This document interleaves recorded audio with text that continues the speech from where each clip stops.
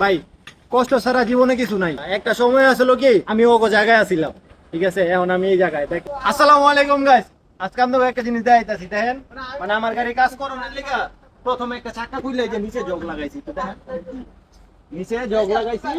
Jug লাগানোর পরে এখন মানে আমার গাড়ি যে সমস্যা, এখন করতেছে চাকা সার্ভিসিং করতে হইব।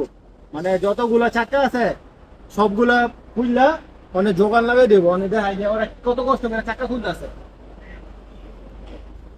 মানে যখন এই জায়গায় কাজটা করছি তখন কিন্তু ইয়া ছিল না, পেক কাটা ছিল না বৃষ্টির কারণে, ঠিক আছে।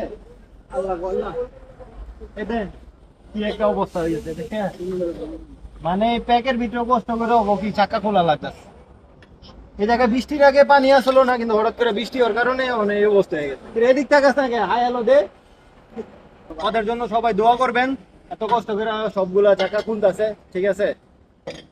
একটা সময় আসলো কি আমি ও জায়গায় আছিলাম, ঠিক আছে, এখন আমি এই জায়গায় দেখতেছেন নতুন জামা কাপড় পিন্ধা সুন্দর মতন ঘুরতেছি, ঠিক আছে। একটা সময় আমি ও জায়গায় আছিলাম, এখন আমি এই জায়গায় আছি। ভাই কষ্ট ছাড়া জীবনে কিছু নাই, ঠিক আছে। সবকিছুতেই আপনার কষ্ট করতে হবে, তারপরে আপনি কষ্টের ফলাফলটা পাইবেন, ঠিক আছে। ভালো থাকবেন, সুস্থ থাকবেন। আসসালামু আলাইকুম।